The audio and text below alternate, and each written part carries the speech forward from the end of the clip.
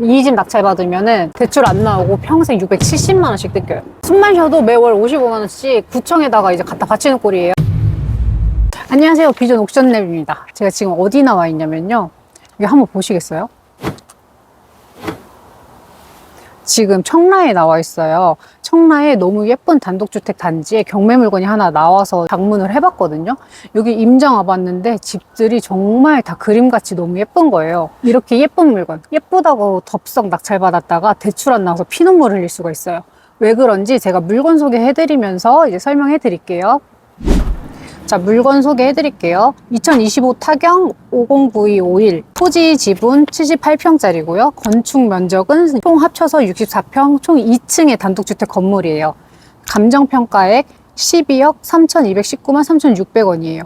현재 이건 신건으로 한 번도 유찰이 안 된 가격이거든요.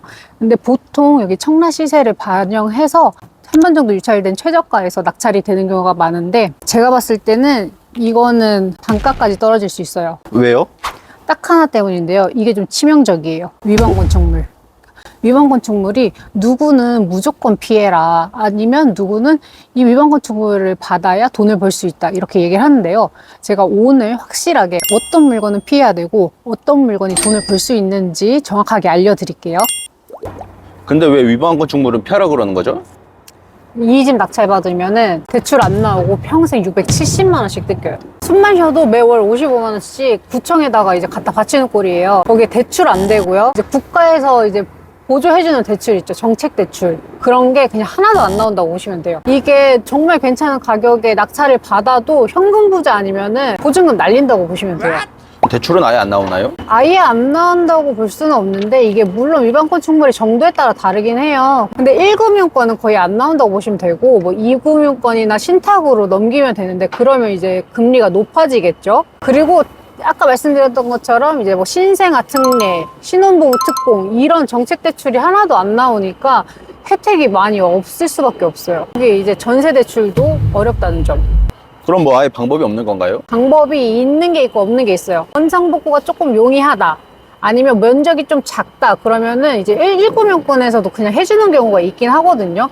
근데 그거는 은행 재량이라서 100% 다 해주는 건 아닌데, 이 경매 물건의 경우는 보니까 위반 건축물이 콘크리트조가 위반이 돼 있더라고요. 그래서 아마 원상 회복이 어려우니까 이 건물은 대출이 거의 어렵다고 봐야죠. 근데 그러면 670만 원은 왜 뜯기는 거죠? 이행강제금이라고 이제 위반 건축물을 원상복구 할 때까지 벌금처럼 내는 개념이에요. 근데 이게 2019년도 4월에 법 개정 이전까지는 그냥 5회만 내면은 더 이상 납부하지 않아도 되고 대출도 나왔거든요. 근데 2019년 4월 이후에는 그냥 평생 내는 거예요. 그거 원상 회복할 때까지 평생 내야 돼요. 아까 그 보았던 주택도 전화해서 제가 확인해봤는데 연에 670만 원 이행강제금이 나온대요. 이거 계속 내야 되는 거죠. 그러면 그 이행강제금은 제가 확인해보고 싶은데 어디 가서 확인해야 되나요? 이거는 해당 지역 관할 구청 건축과에 전화를 해보시면 되거든요.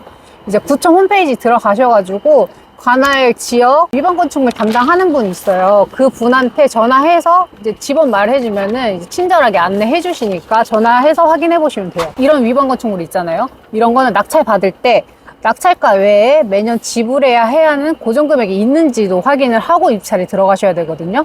그러면은 이제 위반 건축물을 어떻게 확인하는지, 위반 건축물이 어느 부분이 위반이 된 건지, 이게 원상복구가 쉬운지 어려운지는 제가 사무실로 가서 자세히 알려드릴게요.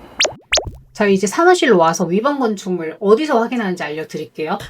일단 이제 건축물 대장을 보세요. 건축물 대장 우측 상단에 노란색 바탕으로 위반 건축물이라는 문구가 찍혀 있어요. 그럼 이 문구가 찍혀 있다면 위반 건축물이에요. 자, 이제 어떤 부분이 위반 건축물인지 확인해야 되죠. 대장 두 번째 페이지에 변동사항란을 보시면 위반 시점과 구체적 위반 내용이 기재가 돼 있어요. 해당 경매에 나온 물건 보시면 증축으로 인한 위반 건축물과 면적이 표시되어 있는 거 볼 수 있죠. 자, 두 번째, 이제 위반 부위를 파악해야 돼요. 대장상으로는 어디가 위반 건축물인지 확인을 했어요. 그러면은 이게 원상복구를 할 수 있는 부분인지 아닌지 확인을 해야 되잖아요. 대장상으로 확인을 했는데 이제 도저히 감이 안 잡힌다면 두 가지 방법이 있어요. 첫 번째, 아까 이행강제금 물어봤을 때처럼 해당 관할 지역 구청 건축과에 전화해서 위반 내역 문의를 해보세요. 위반 내역 문의를 해보면은 어떤 부분이 위반이다, 이 부분을 잘 설명을 해주시더라고요.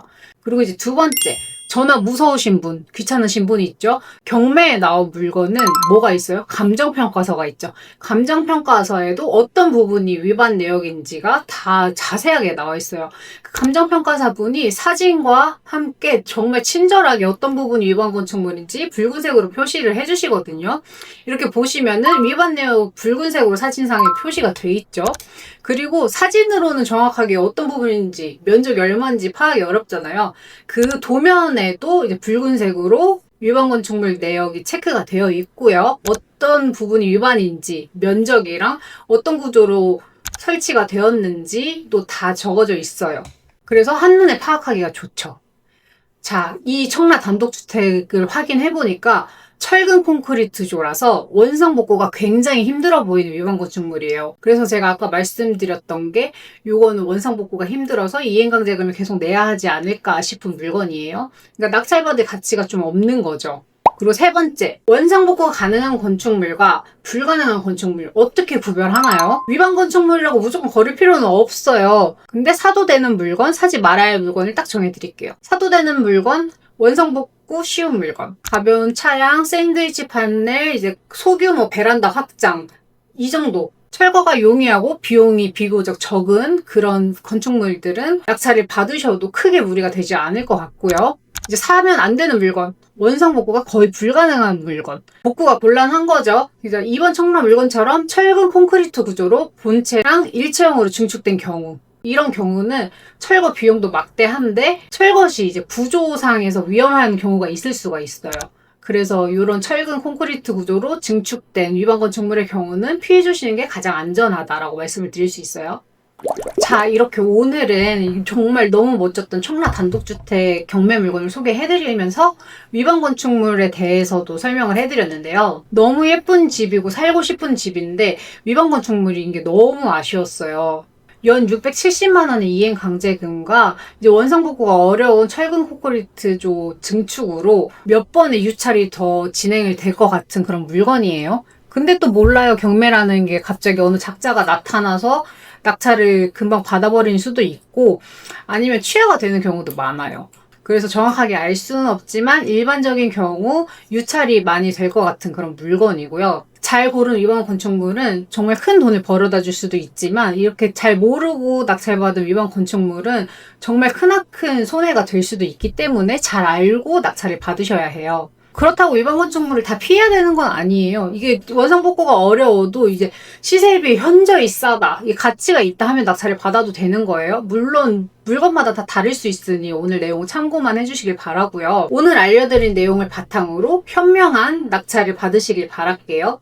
다음에도 이제 좋은 물건 있으면 소개해드리도록 하고요. 다른 좋은 경매 꿀팁이 될 수 있는 정보들 있으면 알려드리러 올게요. 오늘도 영상 확인해주셔서 감사합니다.